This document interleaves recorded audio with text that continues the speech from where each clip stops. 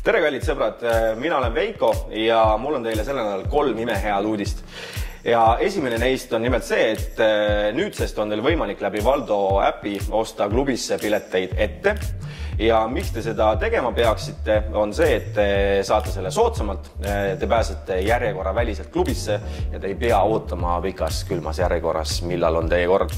Seega läheme siit klubisse 911 selle nädalavahetusel reedel toimuvale üritusele, millel on nimeks Berlin Tanznacht ja alapealkirja kannab see juba seekord Vol 3.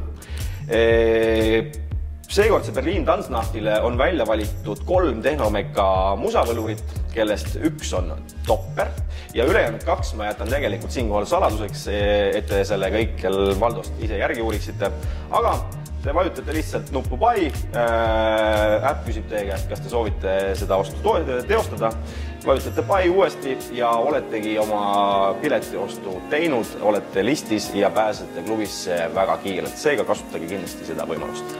Ja siit suunduma kohe uudise juurde number 2 ja seda sellepärast, et 27. märtsil algab meil suur kultuuriüritus nimega Tallinn Music Week 2017, mis kestab 2. aprillini ja Valdost võite te leida nüüd lisatääbi selle jaoks siin samas üleval ja seda TMV 17 nime all, kus siis on ära toodud kõik Tallinn Music Weeki raames toimuvad üritused.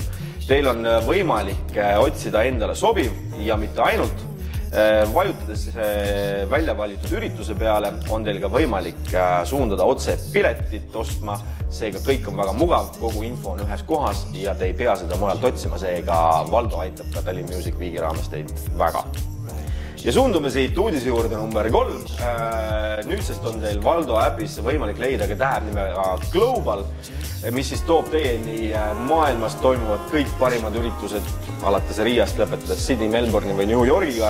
Kui teil on juba reisiplaanid tehtud, mingisugused lennupiletid taskus, siis kindlasti võtke see täheb lahti ja vaadake, mis teid antud sihtkohas riigis linnas ees ootab.